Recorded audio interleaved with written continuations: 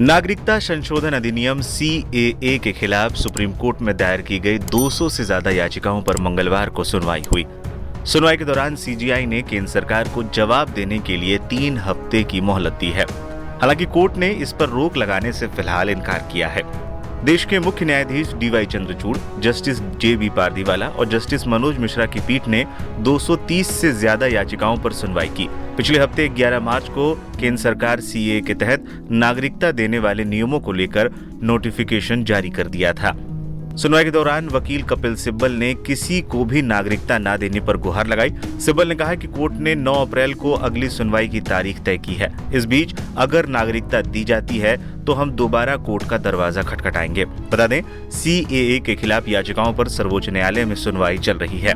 आज सुनवाई के दौरान सॉलिसिटर जनरल ने कहा 236 याचिकाएं हैं और हमें जवाब दाखिल करने के लिए समय चाहिए। सीजेआई ने कहा, हम जवाब देने के लिए सरकार को समय देते हैं और जो आवेदन दाखिल हुए हैं उन पर नोटिस जारी करते हैं। सीजेआई ने कहा कि सरकार को जवाब दाखिल करने देते हैं, फिर नियमों पर रोक लगाने पर सुनवाई करेंगे। सीजेआई ने एसजी से पूछा, कब जवाब दाखिल कर देंगे?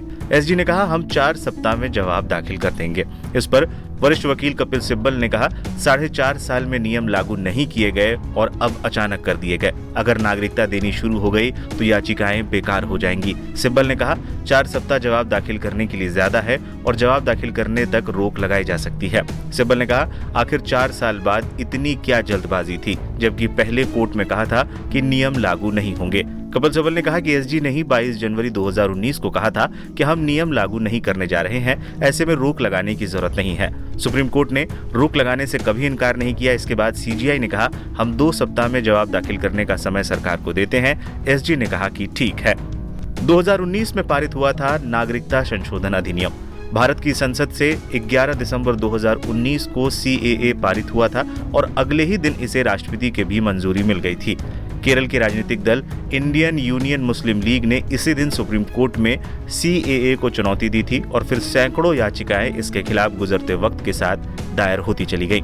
ये कानून 31 दिसंबर 2014 से पहले भारत आने वाले पाकिस्तान, अफगानिस्तान और बांग्लादेश के हिंदू, जैन, बौद्ध, सिख, पारसी और ईसाई समुदाय के लोगों को नागरिकता देता है। नागरिकता को लेकर हमारे पास 1955 का कानून है जो कई बार संशोधित किया जा चुका है। सीएए भी इसी कानून में संशोधन का ही नाम है। कई कानूनों को नए सिरे से किया गया परिभाषित। 2019 में सीएए के जरिए असल नागरिकता कानून में नए प्रावधानों को जोड़ दिया गया। इस बदलाव ने अवैध प्रवासियों को नए सिरे से परिभाषित किया और पाकिस्तान, अफगानिस्तान, बांग्लादेश के उन हिंदू, जैन, बौद्ध, सिख, पारसी और ईसाई समुदाय के लोगों को अवैध प्रवासी मानने से इनकार कर दिया। यानी ये सभी लोग अब नागरिकता कानून के मातहत भारत के नागरिक हो सकते थे। यहाँ ये बात भी दर्ज की जानी चाहिए कि ये कानून देश के और दूसरे इलाकों की तरह असम, मेघालय, मिजोरम और त्रिपुरा जैसे राज्यों के आदिवासी इलाकों में लागू नहीं होती।